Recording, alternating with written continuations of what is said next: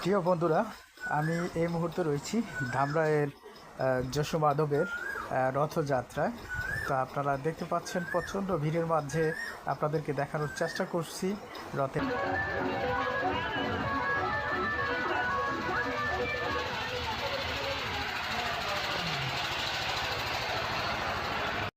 Dear viewers, আপনাদেরকে ঘুরে ঘুরে প্রত্যেকটা জায়গা দেখানোর চেষ্টা করব।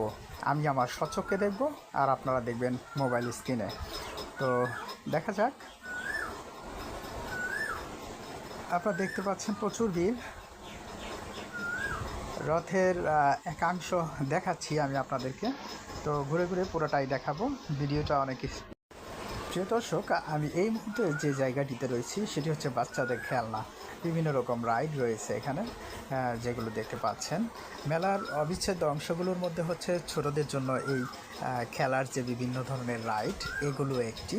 তারপরে এখানে যেটা রয়েছে প্রচুর মিষ্টির দোকান রয়েছে, যেগুলো প্রচুর অ্যামিটেশনের দোকান রয়েছে।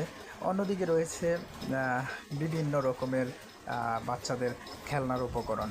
তো ঘুরে ঘুরে প্রত্যেকটাই দেখাবো। দেখতে পাচ্ছেন কি বলে এটাকে, নৌকা দেখতে পাচ্ছেন। তো নাগরদোলা নৌকা পাশেই রয়েছে, এই যে দেখা যাচ্ছে যে গেটটা দেখতে পাচ্ছেন, এটা হচ্ছে সার্কাস।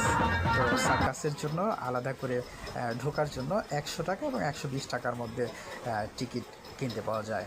যদি আপনি ভিতরে যে সার্কাস দেখতে চান তাহলে আপনাকে গুনতে হবে 100 টাকা। 100 টাকা থেকে শুরু করে 120 টাকা পর্যন্ত।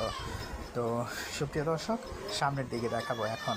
আমার সাথেই থাকুন, দেখতে পারবেন মেলার সম্পূর্ণ চিত্র।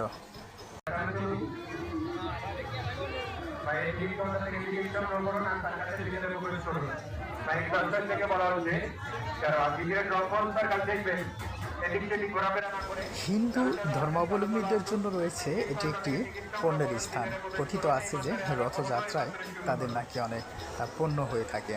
তো সেই লক্ষ্যেই প্রচুর ভিড়, প্রচুর হিন্দুদের সমাগম। শুধু তাই নয়, সকল ধর্মের লোকজনই ভিজিট করার জন্য মেলাটাতে যান। তো আপনি চাইলেও আসতে পারেন এই মেলায়। তো দেখতে পাচ্ছেন মেলার চিত্র, প্রচুর ক্রাউড, এখানে প্রচুর ভিড় রয়েছে মেলায়।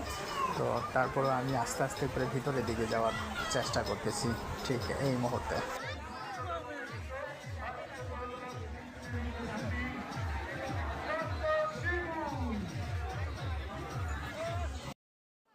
প্রিয় বন্ধুরা, আমি এখন হেঁটে হেঁটে যাচ্ছি যে জায়গাটা দিয়ে। এটা হচ্ছে সড়কের মাঝখান দিয়ে প্রচুর ভিড়। সড়কের দুই পাশ দিয়ে এমন স্টল রয়েছে বাচ্চাদের